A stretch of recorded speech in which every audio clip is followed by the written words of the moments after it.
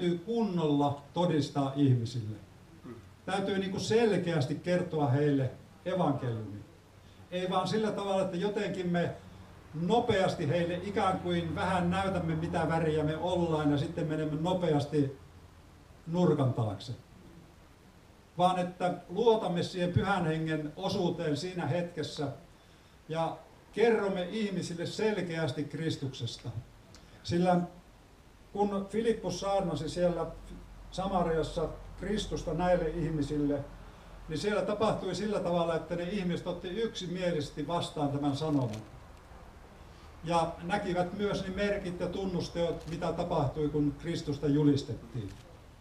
Ja sen seurauksena, että ihmiset avasivat sydämensä, ei vaan sillä tavalla, että kaikki katselivat siinä jossakin vaiheessa toisiaan ja mennäänkö me ottamaan Kristus vastaan, että haluammeko me ottaa Kristuksen vastaan. He eivät monikossa ottaneet, vaan he ottivat yksilöihmisinä, vaikka he olivat koko kaupunki liikkeellä ja uskoivat Jeesukseen, ottivat Jeesuksen vastaan ja sanoman vastaan hänestä, niin he kuitenkin tekivät sen yksilöinä, vaikka heitä oli paljon. Ja tähän Jeesus ja tähän taivaan niin Isä aina tähtää, että yksilöihmisten sydän aukeaisi.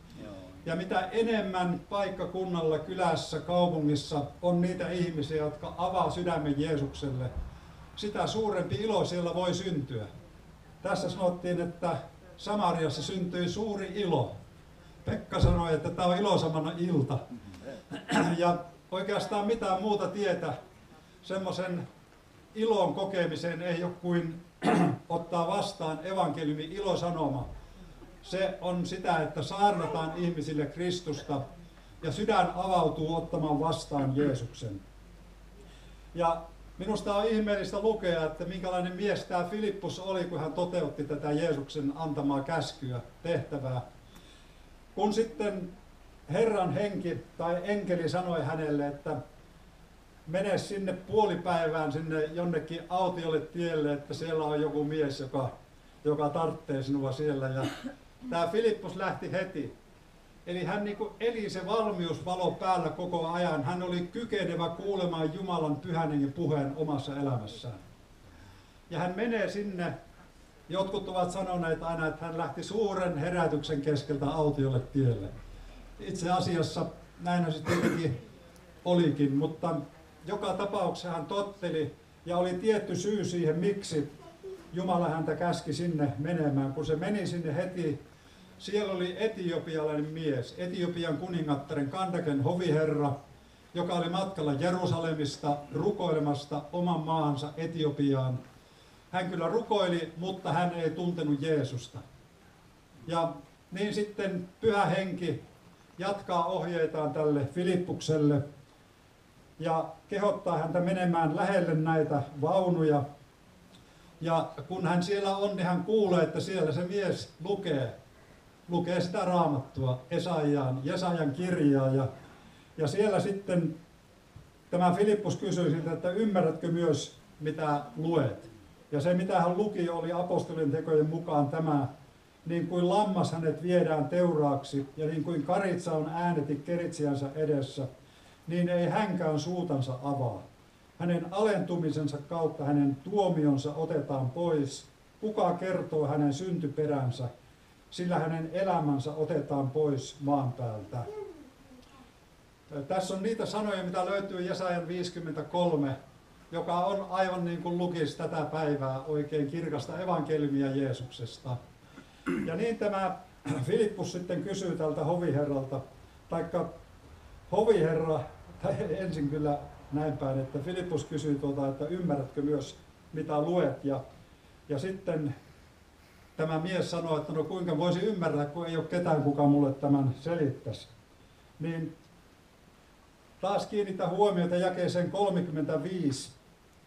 Niin Filippus avasi suunsa ja lähtien tästä kirjoituksesta julisti hänelle evankeliumia Jeesuksesta. Aivan niin kuin Samariassa hän julisti heille Kristusta. Aivan samalla tavalla hän alkaen ja lähtien siitä kirjoituksesta, Jesajan kirjan kohdasta, julisti hänelle evankeliumia Jeesuksesta. Tämä on se meidän tärkeä tehtävä, julistaa yksilöille, julistaa ihmisryhmille Kristusta, julistaa evankeliumia Jeesuksesta.